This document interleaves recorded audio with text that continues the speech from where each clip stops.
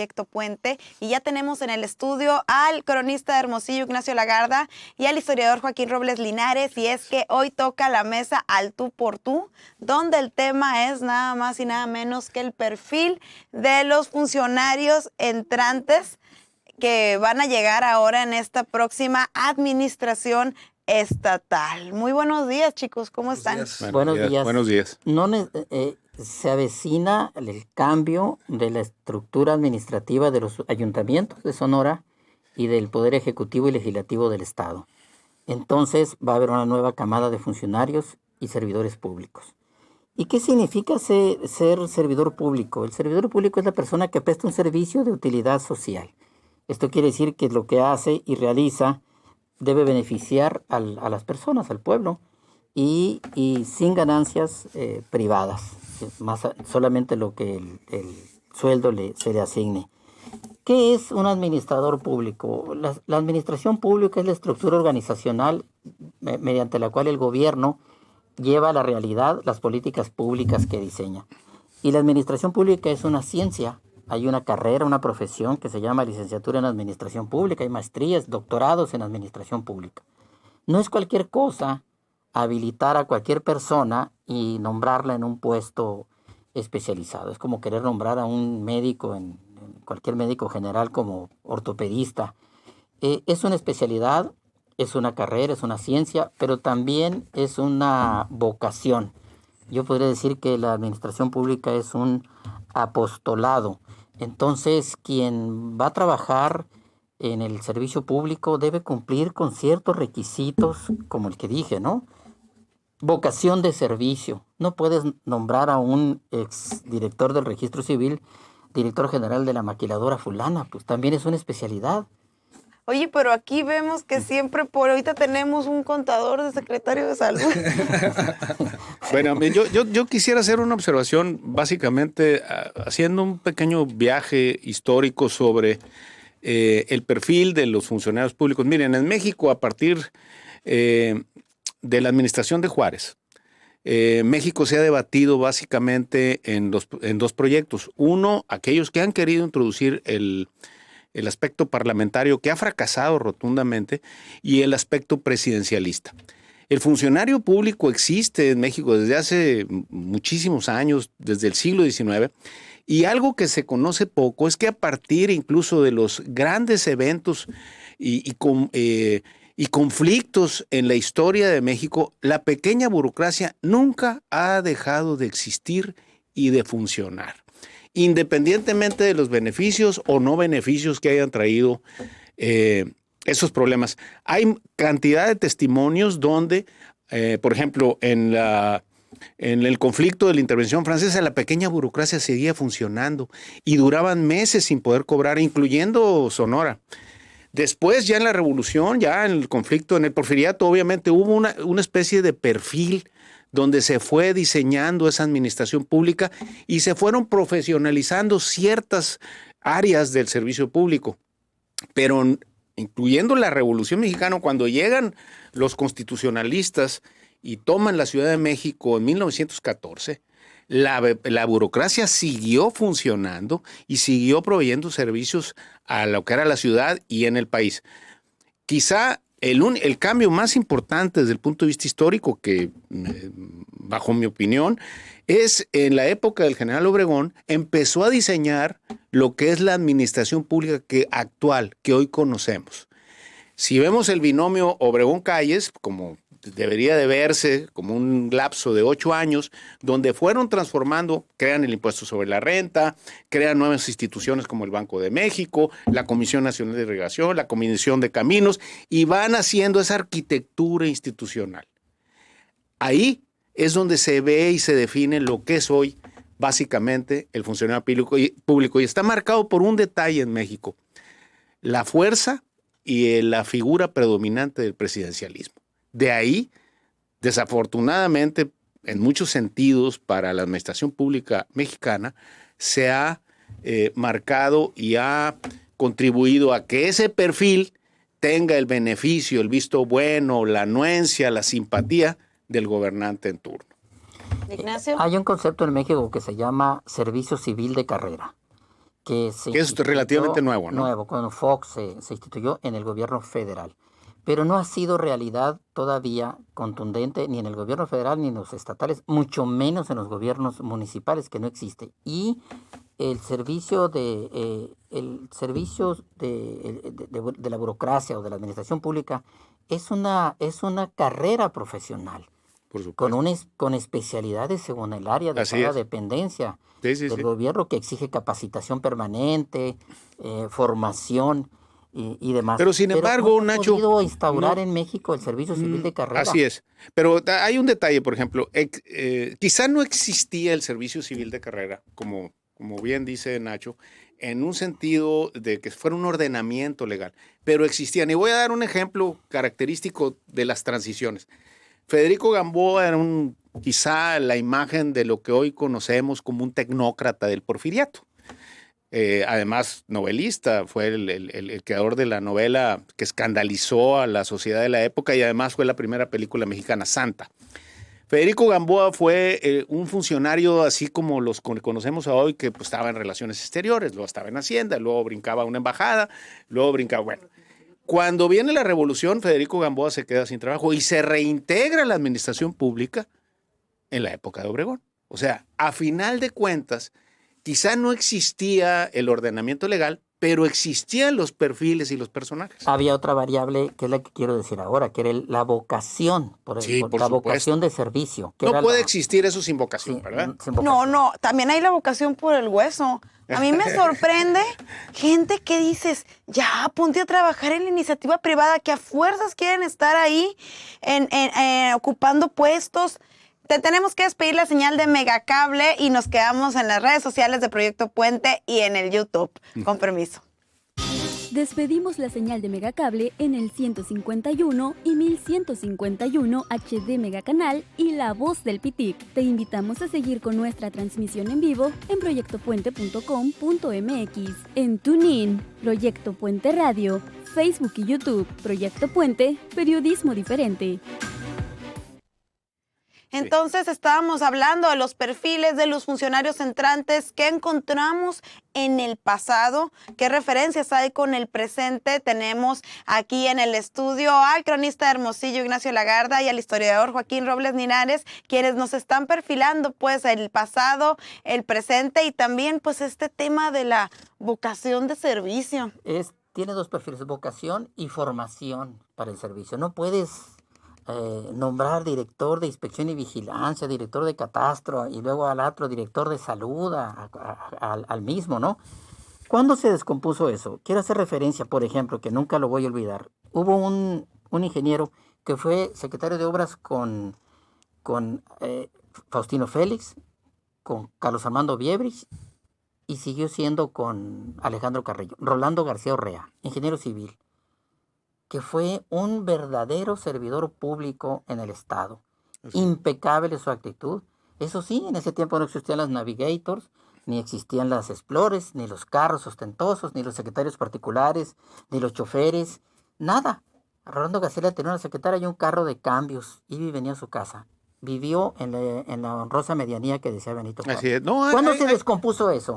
Yo digo que se descompuso en los años 80 cuando el gobierno de Miguel de la Madrid, que empezó a formarse este perfil del servidor público arrogante, elegante, ambicioso por tener una casa de lujo o un carro. Que requería pleitesía de quienes lo rodeaban. Que tenía secretario particular. Entonces se convirtió en una ambición más que en una vocación. Sí. Entonces parece que están ahí siempre. Hay varios, Nacho. Don Francisco León Gracia, que fue también un funcionario ejemplar durante varios sexenios. Pero creo yo, y eso es un asunto personal, creo que también contribuyó mucho el tecnócrata, pues, ¿no? A lo que te refieres, el personaje ese que requiere de una gran infraestructura para poder trabajar, ese operar. Que critica el presidente actual. Sí, pero él también tiene los suyos, ¿no? Y además ahí básicamente revivió el gabinete de los 80s, entonces hay una contradicción al interior ahí que hay que reconocerlo. Creo yo que también vino a contribuir esto a partidizar los temas técnicos y científicos. Creo que ahí en ese sentido la democracia, así como trajo vientos de cambio y le dio un aire fresco, un aire nuevo a la política y a la vida pública nacional, también trajo vicios y empezaron a disputarse puestos para los cuales la oposición, con todo respeto, la oposición en aquellos años no estaba preparada, porque vieron como pequeños cabezas de playa de esa contienda, de ese combate, posiciones que habían sido eminentemente técnicas. Si ustedes revisan durante del 80 hacia atrás, los perfiles técnicos estaban perfectamente definidos. Por ejemplo, me voy a salir un poquito del tema de los ingenieros, que lo conocen muy bien, Nacho. Me voy a ir al tema de la salud. Había, por ejemplo, un comité de vacunación desde los años 60 que tuvo un éxito enorme. Y un éxito enorme de la burocracia de aquellos años, por ejemplo, fue haber instituido la Cartilla Nacional de Vacunación, que empezó con 2 vacunas y terminó creo que con 12, y que fue objeto de admiración de la organización fue eso? a partir de los cuando años... éramos niños que nos en los 70. En los años 70. Okay. Y uno de los grandes personajes que había que honrar a nivel nacional, creador de todo eso y creador de una figura de administradores públicos dedicados a la salud, era el doctor Jesús Cumate. Y con él venía el doctor Catace, en fin, el Filiberto Pérez Duarte, muchos médicos que estaban más allá de las cuestiones partidistas, y el Comité Nacional de Vacunación funcionaba aparte y en una línea alterna a las políticas ajenas, o a la agenda del presidente de la República. No tenía nada que ver. Funcionaban en las escuelas. Pero ¿qué hacer ahora en lo que el presidente municipal electo y el gobernador electo o el presidente electo tiene compromisos de campaña y tiene que cumplir? ¿Qué tendría que hacer? Yo digo que tiene que ser perfil académico, capacidad y honestidad. Mira, yo te voy a decir algo. Creo que las campañas se ganan con destreza, sagacidad, con ataques, pero se gobierna con grandeza. Y este tema Ese es el problema. de tener que cumplir sus favores de campaña, repartiendo puestos y poniendo personas que no tienen el perfil idóneo para el trabajo a desempeñar. En alguna ocasión, yo checando solicitudes de acceso a la información pública, veo que alguien preguntó, ¿cómo puedo hacer para trabajar en el gobierno, ¿no?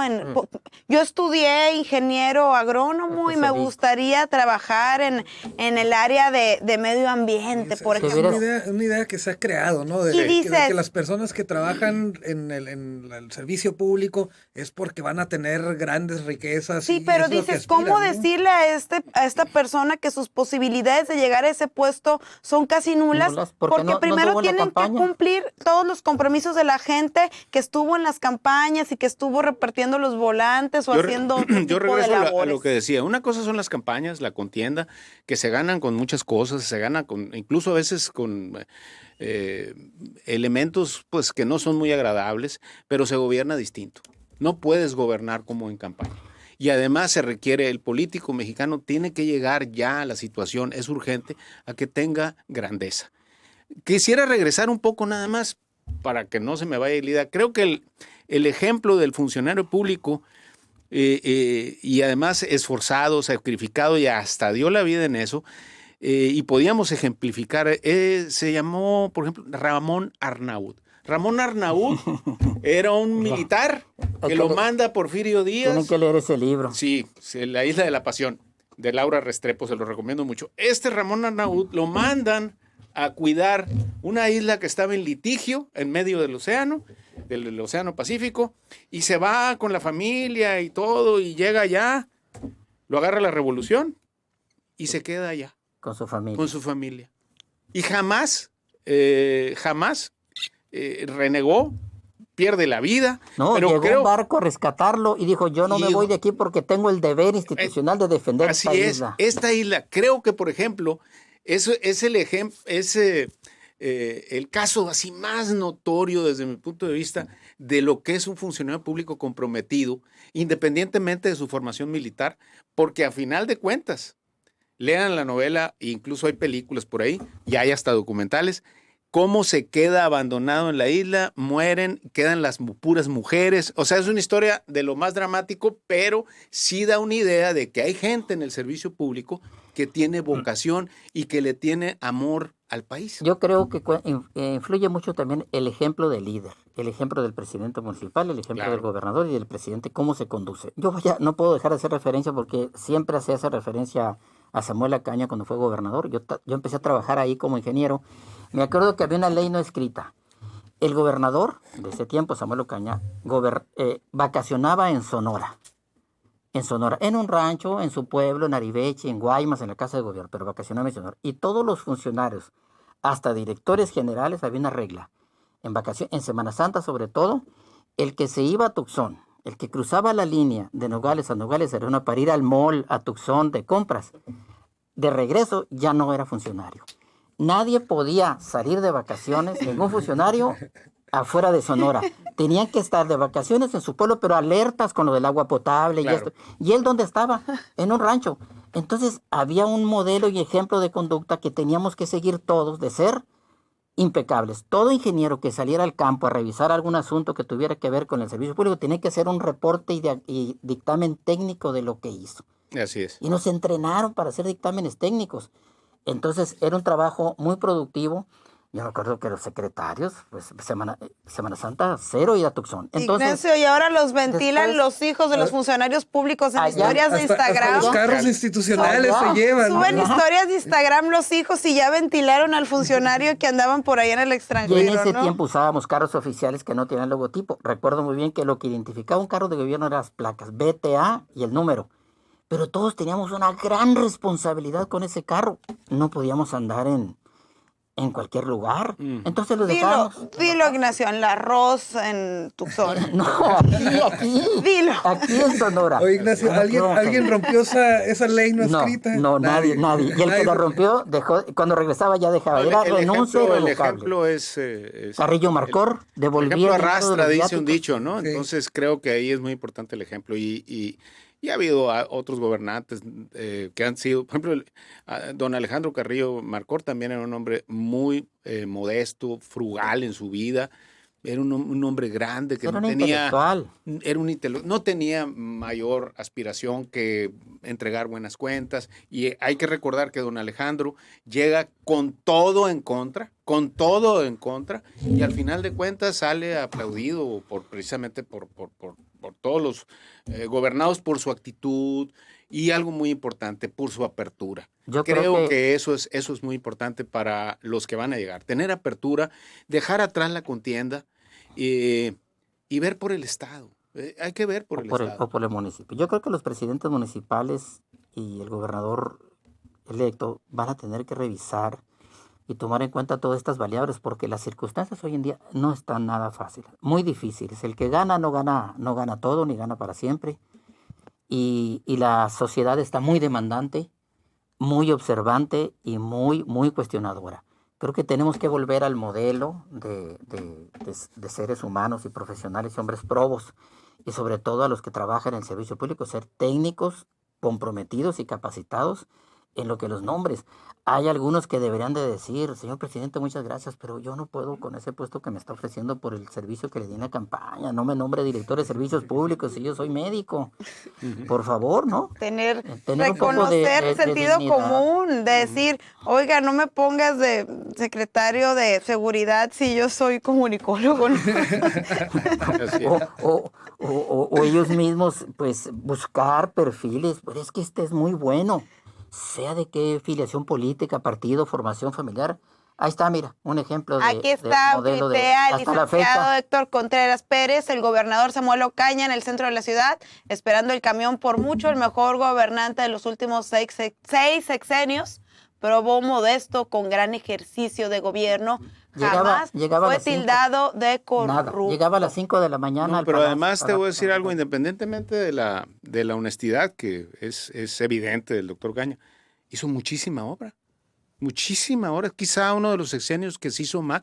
Nada más hay que recordar, no me voy a meter en otras cosas, nada más recuerden que hizo 11 presas. Y creó las instituciones de gobierno. 11 o 14, ya no me acuerdo, presas. Las instituciones que creó todavía persisten después de 40 años. Lo que vemos es pues, el Radio Sonora, en fin, Telemax, el Centro INA, en fin, todo lo que tenemos, el CUM, muchas cosas. Pero cosas que no se ven y que no se mencionan. la cantidad de presas que hizo, que además provocaron que el arraigo de la gente no se desangraran los pueblos en habitantes y incrementó la capacidad de riego y siembra en esos pueblos. O sea, es un hombre que hizo mucho y si ustedes ven sus credenciales, pues era un médico neumólogo que había sido presidente municipal de Navojoa. O sea...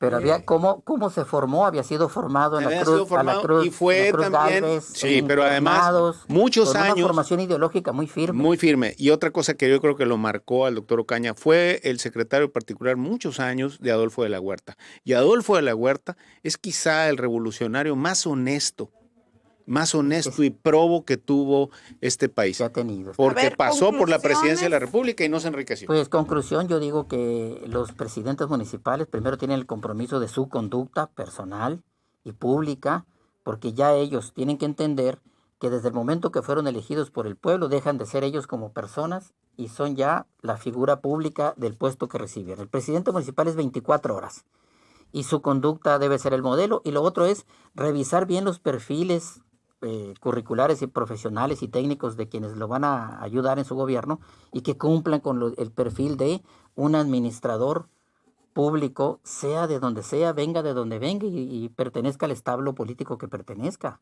Es mejor gobernar así. Así es. Eso es lo que yo creo. Bueno, yo también debe de primero privilegiar los perfiles, la trayectoria, la trascendencia. Yo no creo en el 99% de honestidad, 1% de capacidad. No lo creo. Creo que debe ser un asunto equilibrado. Y además algo que es muy importante para que las políticas públicas triunfen, tengan éxito y tengan la simpatía de todos es desideologizar la administración pública. Si no sucede lo que pasó recientemente con este señor Marx Arriaga, que dice que leer por entretenimiento es un acto de consumo capitalista. No tiene sentido llegar a ese tipo de perfiles. Ni que nomás leyéramos el Entonces, hay que tener cuidado en ese sentido y insisto, el gobernante debe de dejar atrás la contienda. En un sistema democrático como lo vivimos, debe gobernar para todos y debe tener equilibrios, porque si revisan sus números, no tienen la totalidad de la aprobación y es muy importante dejar atrás, tener grandeza, apertura y desideologizar, que es lo mismo que despartidizar la administración.